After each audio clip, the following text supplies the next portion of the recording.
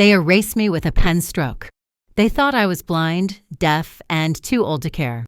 But I raised wolves, and now they'll see what happens when one bites back. My name is Jo Henderson, though most around here just call me Granny Jo. 76 years old, widowed, and stubborn enough to still shovel my own driveway every winter in Dayton, Ohio.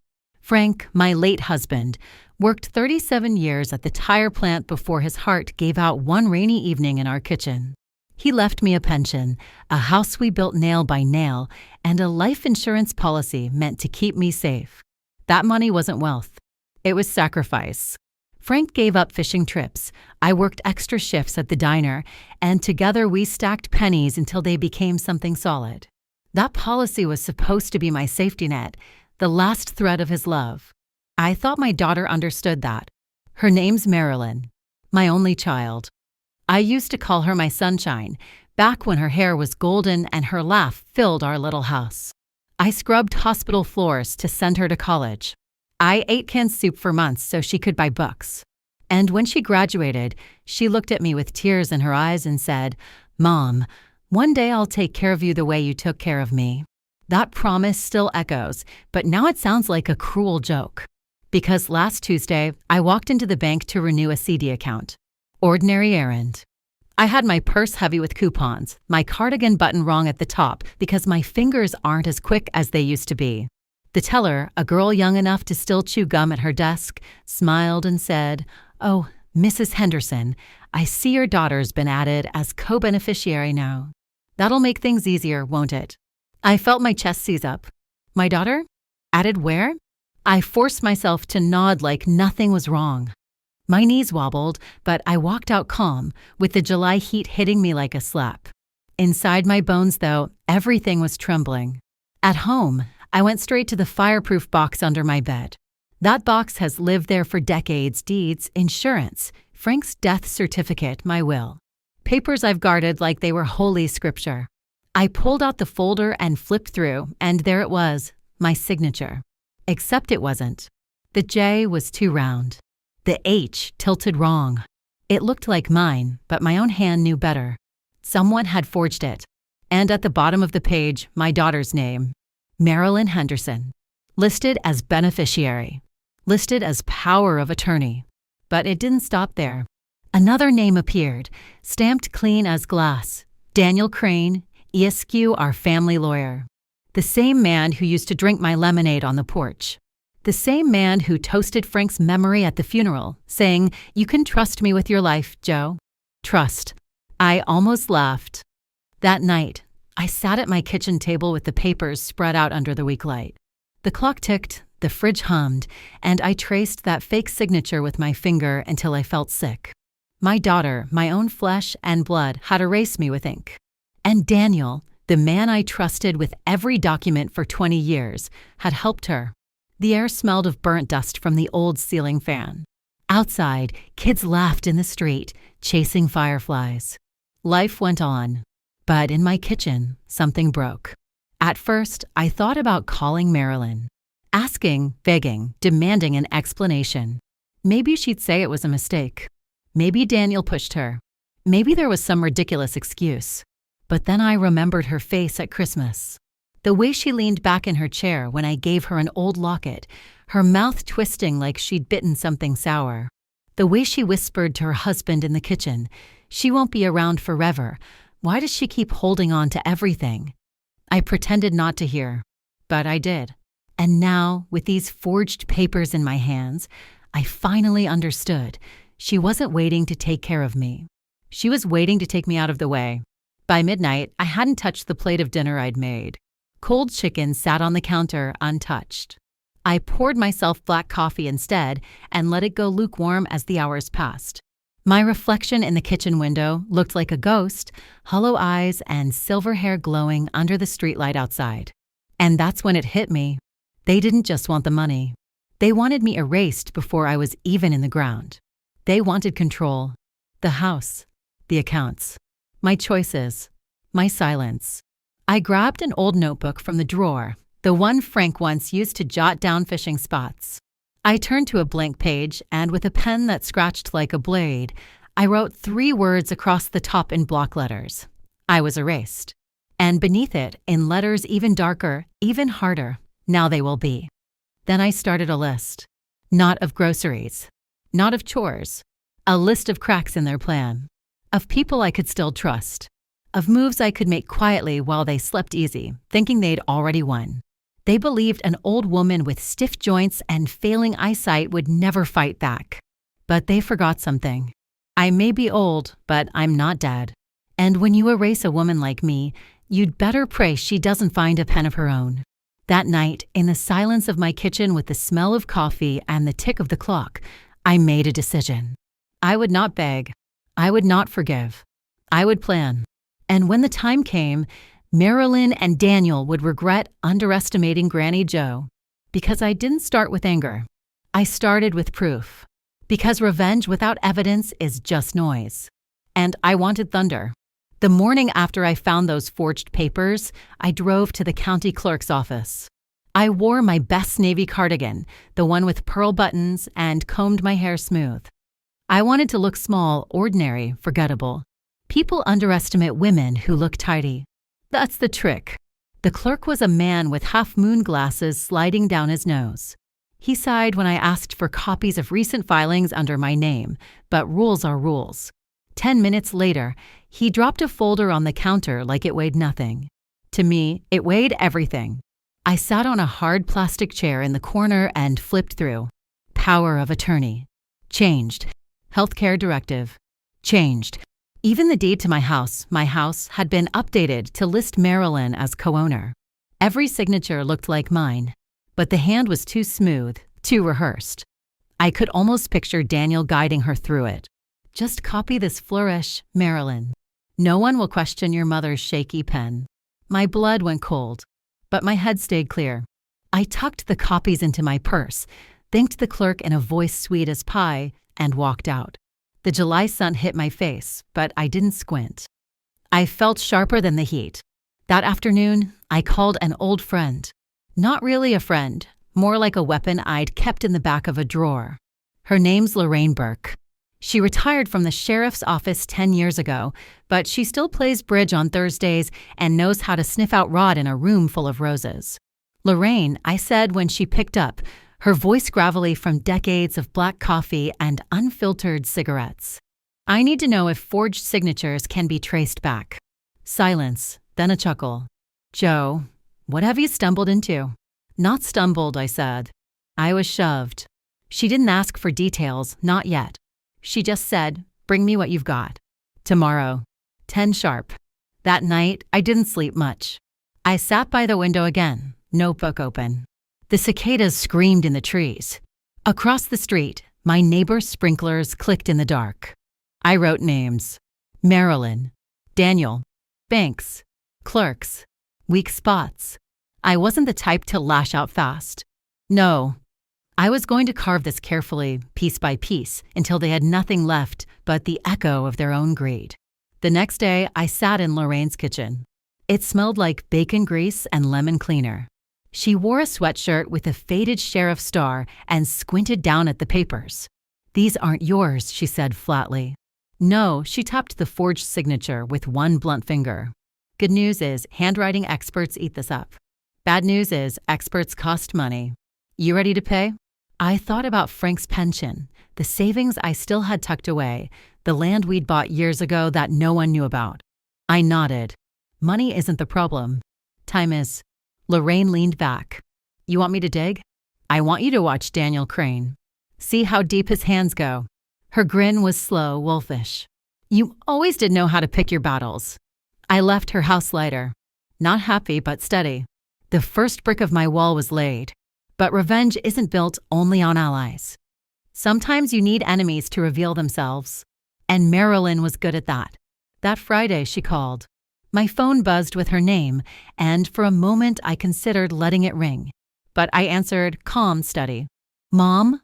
Her voice was honey-sweet, the same tone she used when she was 12 and wanted $20 for the movies. I've been meaning to check in. How are you? I let silence hang long enough for her to fidget. I could almost hear her twisting her hair on the other end. I'm fine, I said finally. Been busy with paperwork. Her breath caught. Just a second, but I heard it. Paperwork? What kind? Oh, you know, deeds, insurance, things you wouldn't understand. Her tone cracked, sharp at the edges. Mom, you don't need to worry about those things anymore. Daniel and I cut her off. I never asked you and Daniel to handle my life. Silence. Then her voice lower, harder. I just want what's best for you. I smiled into the receiver, though she couldn't see it. Funny. What's best for me seems to look a lot like what's best for you. She didn't answer. Not right away. Then she mumbled something about visiting soon and hung up. I sat there, the phone still warm in my hand, and felt it clear as day. She was nervous. Good. Let her sweat. That night, I wrote 2 more words in my notebook under the list of cracks. She's scared. Because fear is the first sign the trap is working. Before I'll tell you what happened next, please subscribe to the channel and write in the comments where you're watching from. I thought I'd end that day with peace, but life doesn't hand out peace easily. Around midnight, headlights swept across my living room wall. A car idled outside, engine running too long.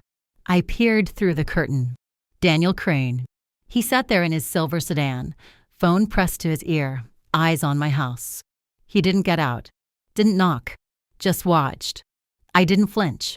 I stood at the window, let him see me, let him know I was awake. After 5 minutes, he pulled away. And I knew then the war had started. If they wanted war written in ink, I'd give them one written in fire. They thought they wrote me out. But a pen can lie, and paper can scream louder than any voice. I woke up Saturday morning before the sun rose, the way I always do. Old habits don't die, they just get heavier. I brewed coffee strong enough to peel paint and spread the folder of forged papers across my kitchen table. Every line felt like a bruise. But bruises tell stories. And I was ready to make them speak. First step, the bank. I dress like Sunday service, neat blouse, pressed slacks, hair combed into a bun. If you look like you belong, no one questions you. That's what Daniel always counted on, me showing up meek and harmless. He forgot I know how to play roles, too. Inside First Mutual, the air smelled of stale carpet and printer toner. A young banker named Kevin led me into his office, all glass walls and fake plants. He looked at me with the politeness people reserve for the elderly. How can I help you today, Mrs. Henderson? I slid the forged document across his desk by explaining why my signature looks like it came from a photocopier. He blinked, cleared his throat. His eyes darted to the paper, then to his screen. I could see it, the flicker of panic. Where did you get this? He asked. From your own clerk yesterday, I said sharply. Don't play dumb with me, son. I raised liars, and you're not half as good at it as they are. His jaw tightened. I'll need to check with our legal department. Do that, I said. And while you're at it, print me every transaction tied to this account for the last 12 months. Every penny, every signature, every access code. He hesitated. I leaned in. My voice dropped low, sharp as a knife. Unless you want your name on the 6 o'clock news as the banker who let an old widow get robbed by her own daughter. That did it. He swallowed hard and started typing. By noon, I walked out with a thick stack of papers. Transaction history, account changes, internal memos. The deeper I flipped, the uglier it got. Transfers timed perfectly with Daniel's meetings. Signatures approved when I was out of state visiting a friend. Marilyn's name tied to accounts she had no right touching. Evidence. That's what it was. Pure, undeniable evidence. I spread the pages across my kitchen like a battlefield map. My hands shook, not from fear, but from fury. They hadn't just plotted, they'd practiced. Rehearsed. Quiet theft, drip by drip, until I was a ghost on my own accounts. But ghosts don't stay quiet forever. That evening, I called Lorraine. I've got fuel, I told her. She came over with a thermos of coffee and a grin that showed more teeth than kindness. We sat at my table, papers scattered everywhere. She read each line, whistled low. Damn, Joe. They didn't just screw you. They set up shop. I nodded. I want them cornered. Then we need a leak, she said. Someone to put this where it'll hurt. I thought of the local paper, too small. The sheriff, too cautious. Then I remembered someone else. Dan Sullivan. a journalist who once wrote about corruption at the county hospital. Marilyn had laughed at the article, called him pathetic, which meant he was perfect. Lorraine grinned when I said his name. He owes me a favor. I'll call him. Sunday night, my phone buzzed. A text from Marilyn. Mom, can we talk? I feel like you're upset about something. Maybe we could do lunch this week? Love you. I stared at the glowing screen. Upset? That word was too small for what I felt. I didn't reply. Instead, I wrote her name in my notebook again and underlined it twice. Because now she was sniffing the air, realizing the fire she lit was spreading. By Monday morning, I had the evidence in a manila envelope, Lorraine's connections lined up, and the first spark ready to fly. But then came the twist I didn't expect. I opened my mailbox, expecting bills and junk coupons. Instead, a thick white envelope sat there. No return address. My name scrawled in rushed handwriting across the front. I slit it open with a butter knife. Inside were more papers. Legal ones. But not from the bank. From Daniel's office. At the top, in bold print, guardianship petition. They weren't just after my money. They wanted control of me. They weren't satisfied with stealing my money. They wanted my name, my choices, my life. And that was the mistake that would ruin them. The envelope shook in my hands, though not from weakness. From rage. Guardianship petition. I'd seen enough cases on the news. Children declaring their parents unfit, dragging them into court, walking out with total control of their finances, their medical care, even their damn house keys. I wasn't senile. I wasn't broken. But to Marilyn and Daniel, I was an obstacle. And obstacles get cleared. The petition date was circled in red ink, 3 weeks from now. They were moving fast. Too fast. I drove to Lorraine's the next morning. Her kitchen smelled of bacon again, the table cluttered with yesterday's crossword and a half-empty ashtray. I slammed the papers down. They're not just robbing me, I hissed. They're trying to bury me alive. Lorraine scanned the petition, her lips pressing thin. Classic Crane move. He's done this before, usually with clients who don't have family to fight back. Well, I'm family, I snapped. And I'm ready to fight. She leaned back, her eyes sharp. Then we need to flip the script. Show the court you're sharper than the lawyer trying to muzzle you. How? She tapped the petition. Documentation, testimony, and something they don't expect. That afternoon, we called Dan Sullivan, the journalist. He came over in a wrinkled shirt, smelling faintly of coffee and rain. He looked at the bank records, the forged signatures, the guardianship petition. His jaw tightened. This isn't just a family squabble, he said. This is elder fraud. Crane could lose his license. Your daughter will lose more than that, I cut in. My voice was steady cold. She'll lose me. Dan promised to start digging quietly. Lorraine promised to set up a handwriting expert. I promised myself something else. I would not let Marilyn call me unfit.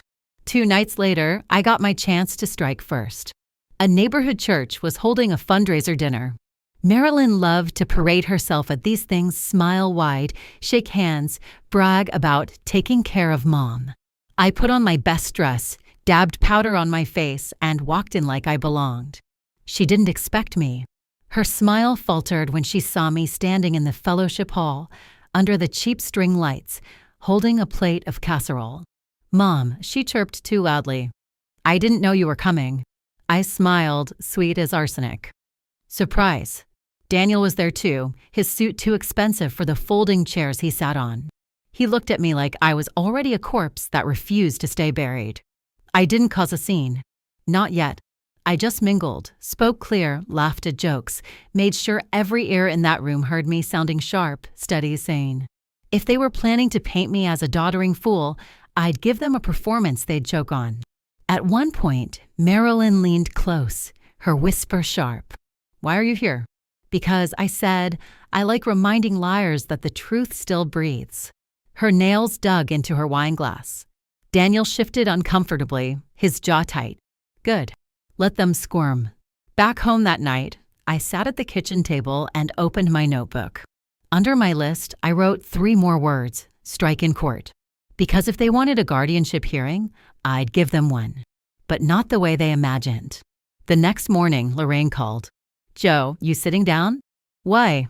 "I had Sullivan pull Crane's old cases. He's pulled this guardianship stunt 3 times before. 2 clients died within months. The third lost her house and disappeared into a nursing facility out of state. No paper trail after that." My grip on the phone tightened. "So I'm not just a mark. I'm a pattern." "Exactly," Lorraine said. "And patterns can bury him if we show the judge." I stared out my window. The orange sunrise bled across my lawn, lighting the oak tree Frank planted 40 years ago. For the first time since he died, I felt him with me. Steady, unmovable. "They want me gone," I whispered. "But I'll make damn sure I'm the one who stays." That evening, another envelope slid under my door. No postage. Hand-delivered. Inside, a single page. Typed. Cold. "Withdraw your objections or things will get ugly." No signature. But I didn't need one. I could smell Daniel Crane's arrogance in every word. I folded the paper carefully, slid it into my notebook, and wrote one line beneath it. "You want ugly? You'll get it." They wanted a courtroom. I gave them a spotlight. And spotlights burn hotter than any judge's gavel. The guardianship hearing was 2 weeks away. Marilyn thought she had the clock on her side. She didn't realize I was already winding it backward. Lorraine called me one morning, her voice brisk. "The handwriting expert's in. Says the signatures aren't just forged, they're traced. Sloppy job, too. Judge will eat it alive." "Good," I said. But my gut told me court wasn't enough. Judges can be bought, swayed, distracted. But the court of public opinion? That jury never sleeps. So I rang Dan Sullivan. He showed up at my porch with a notepad, his shirt still wrinkled, tie half crooked. "Ready to talk, Joe?" I handed him the envelope of documents, forged signatures, bank transfers, the petition. His eyes grew wide as he read. "This is more than a family fight," he said slowly. "This is systematic elder abuse. Crane's got a pattern." "Then write it," I told him. "Write it so loud the whole damn county hears." 3 days later, his article hit the front page of the Dayton Herald. Local attorney faces elder fraud allegations. The story painted Daniel as a predator, using family ties to strip seniors of assets. My name wasn't front and center, just initials, JH, age 76. But everyone in this town knows Granny Joe. By noon, the phones were ringing off their hooks. At the diner, people whispered. At church, folks hugged me tighter than usual. My neighbor Kay knocked on my door with a pie and said, "We've got your back, Joe." But best of all, Marilyn called. Her voice was shrill, like a tea kettle boiling over. "Mom, what have you done?" I leaned back in my chair, let her words spill like acid over nothing. "Oh, just answered some questions," I said calmly. "People like to know how their neighbors treat their mothers." "You've embarrassed me," she spat. "Do you have any idea what this looks like?" I smiled into the phone. "Finally, you understand." She hung up. Good. Let her stew in it. 2 nights later, I got proof the fire had spread. Lorraine came by, dropping a thick file on my table. Inside, old cases Crane had buried. Widow in Springfield. Veteran in Middletown. Both stripped of property after guardianship petitions. Both cases quietly closed, no follow-up. "Patterns, Joe," Lorraine said, tapping the file. "Judges love patterns. Journalists, too." And then she grinned. "This isn't just about saving you. This is about burning them both to ash." The real test came the next Sunday at church. I walked in with my head high, Bible tucked under my arm. The air smelled of lilies and floor polish. Marilyn was already there, sitting in the front pew with Daniel like she owned the place. Her hair sprayed stiff, smile fixed. But her eyes darted like a trapped rabbit. I sat 2 rows behind her. During the fellowship hour, people didn't flock to her. They came to me, whispering, touching my hand, shaking their heads at the betrayal. Marilyn tried to laugh it off, raising her voice so the whole hall could hear. "You know how rumors get. Mother's been confused lately." Confused. The word sliced. I set down my coffee cup, stood tall, and spoke so clear the room fell silent. "Confused? I may forget my keys sometimes, but I don't forget my own name. And I don't forget the difference between love and theft. Every I turned, Daniel shifted uncomfortably, his jaw tight. Marilyn's smile cracked like glass. The room buzzed with whispers. She tried to recover, but the damage was done. That night, another envelope appeared in my mailbox. This one wasn't typed. It was scrawled, rushed, angry. "Stop this, or you'll regret it." No signature. But I knew the handwriting. Marilyn's. I slipped it into my notebook, under the page labeled evidence. Then I wrote one more line beneath it. "She's desperate." Desperate people slip. They thought I'd whisper. I spoke so the walls shook. And when walls shake, the cracks crawl fast. The article about Crane didn't just stir gossip, it opened doors. On Monday morning, my phone rang off the hook. Not family, not neighbors. Strangers. Women I'd never met. Men whose fathers had mysteriously lost property. Each voice carried the same story. Daniel Crane had touched their lives too, left them bleeding while he walked off smiling. I wrote every name in my notebook, each call a nail in his coffin. Lorraine came by that afternoon, dropping another folder on my kitchen table. "Judge assigned to your case is Callahan," she said. "Stubborn old mule, but fair. He's already flagged Crane before for pushing limits." "Good," I said. "Then let's give Callahan something he can't ignore." Before we continue, please subscribe to the channel and hit the like button. Your support helps us bring you even more incredible stories. That week, I visited the bank again. Kevin, the young banker, looked pale when I asked for him. I slid a copy of Marilyn's threatening letter across his desk. "You see this?" I asked. He nodded, swallowing. "Now imagine it in front of a judge, with your name attached as the man who approved every forged signature." His hands trembled. "Mrs. Henderson, please don't beg," I cut in. "Print every security log, every signature verification, every time my accounts were accessed. And make copies for yourself. Because when this goes down, you'll want proof you cooperated." He obeyed. Quickly. Desperately. By Thursday, my dining room looked like a war room. Paper spread across every inch. Dates, transfers, copies, photos. Lorraine paced with a cigarette dangling from her lips. Dan Sullivan snapped photos, muttering about timelines and witnesses. And me? I just sat steady, hands folded, eyes burning holes in every page. "This isn't just a defense anymore," Dan said finally. "It's an indictment.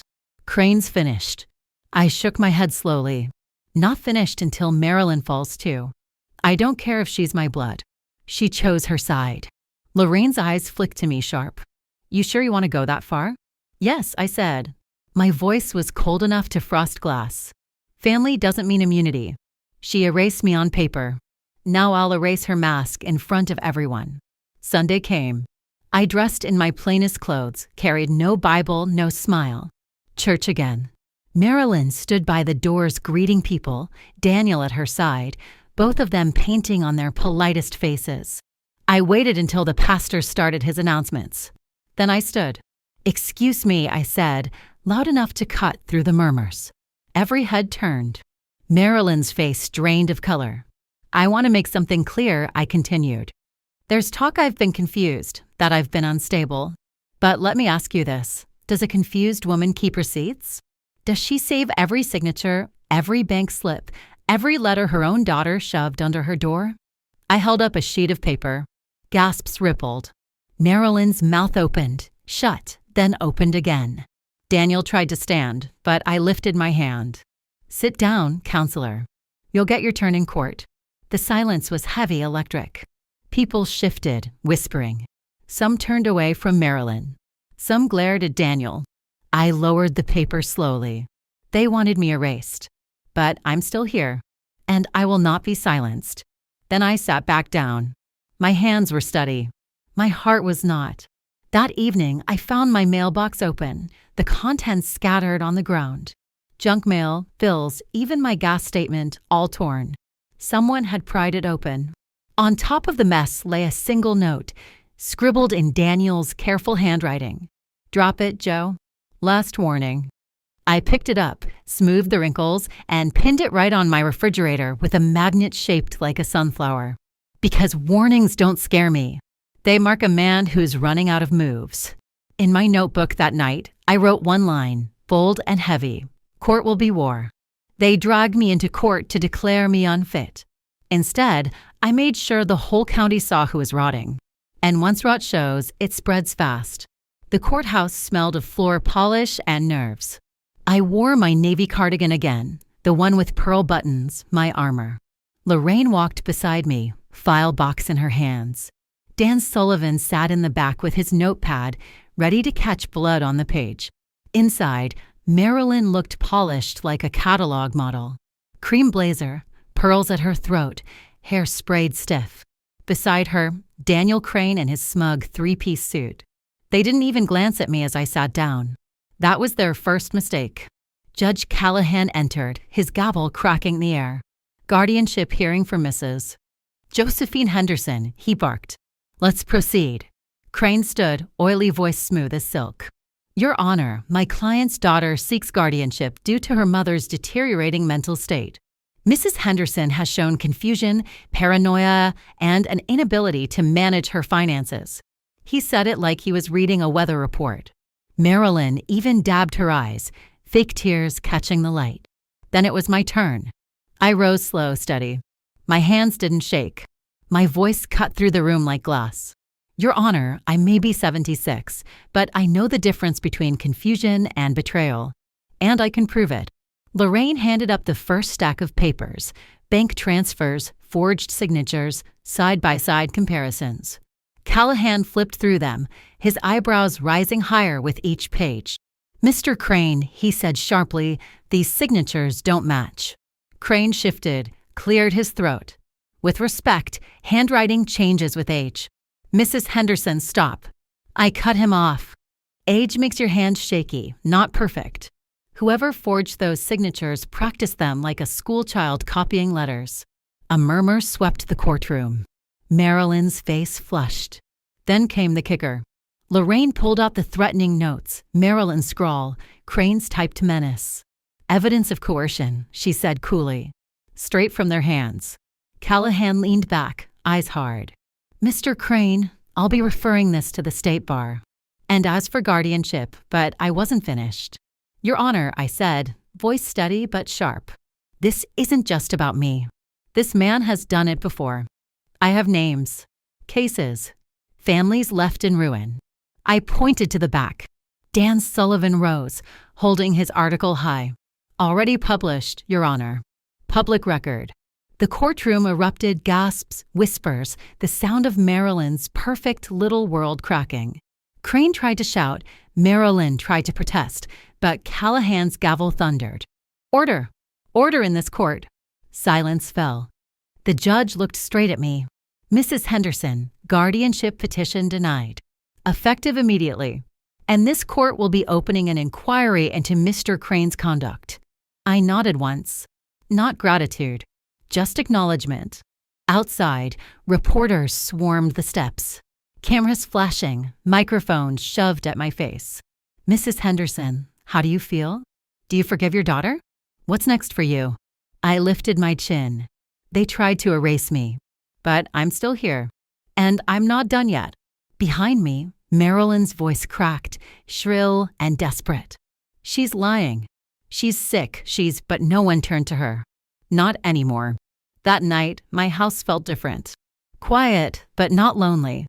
I pinned the judge's signed order to my fridge, right beside their threats. A victory flag. But I knew better than to think it was over. Crane was finished. Marilyn wasn't. And if I knew my daughter, she'd come crawling not with an apology, but with another scheme. So I sharpened my pen, kept my notebook open, and wrote 4 words across the last blank page. Final strike. Her turn. They thought court was the end. But court only cracks the mask. I wanted the whole face to fall. A week after the hearing, Marilyn showed up at my porch. No pearls this time, no cream blazer. Just a wrinkled sweater and eyes rimmed red. She clutched her phone like it was a lifeline. Mom, she whispered, her voice small. Please, you have to help me. The sponsors are dropping. Daniel's under investigation. My accounts are frozen. I don't know what to do. I stood in the doorway, my hand on the frame. The same doorway where Frank once carried her in from school plays, her face shining with pride. Now she looked like a stranger who'd lost her script. "Help you," I said quietly. "When you forged my name, when you tried to bury me alive." She shook her head wildly. "It was Daniel. He pressured me." "No," I cut her off. "You signed the papers. You pushed the lies. You made your choice." Her lips trembled. "But I'm your daughter." I let the silence stretch, heavy as stone. Then I leaned closer, my voice cold and sharp. "You were. But daughters don't erase mothers. Daughters don't sell their blood for signatures." Her eyes filled, but I felt nothing. Just a clean, hard stillness. "I'll make it right," she begged. "I'll pay you back." I raised a hand. "You can't pay back what you tried to steal. Not money. Not dignity. Not life." For the first time, she had no words. I stepped back inside, closed the door gently, and slid the lock. The next morning, I went to the bank. Kevin, pale but eager to please, helped me finalize the trust. Every cent, every asset, every acre Frank and I ever sweated for moved safely out of Marilyn's reach. The beneficiary? A scholarship fund for girls from Dayton whose parents couldn't afford college. Girls like Marilyn used to be. Girls who wouldn't sell their mothers to lawyers for a slice of comfort. I signed the final page, my hands steady as iron. That night, I sat at my kitchen table with the window open. The summer air was thick with cicadas. My notebook lay closed, every page filled. Beside it sat the sunflower magnet holding one last note on my fridge: "I won't be erased." I poured myself a glass of water, lifted it in a silent toast to Frank, to the life we built, to the fight I finished. They tried to write me out, but I wrote the ending. And the last line I'll leave carved in stone: "You don't erase Granny Jo. She erases you."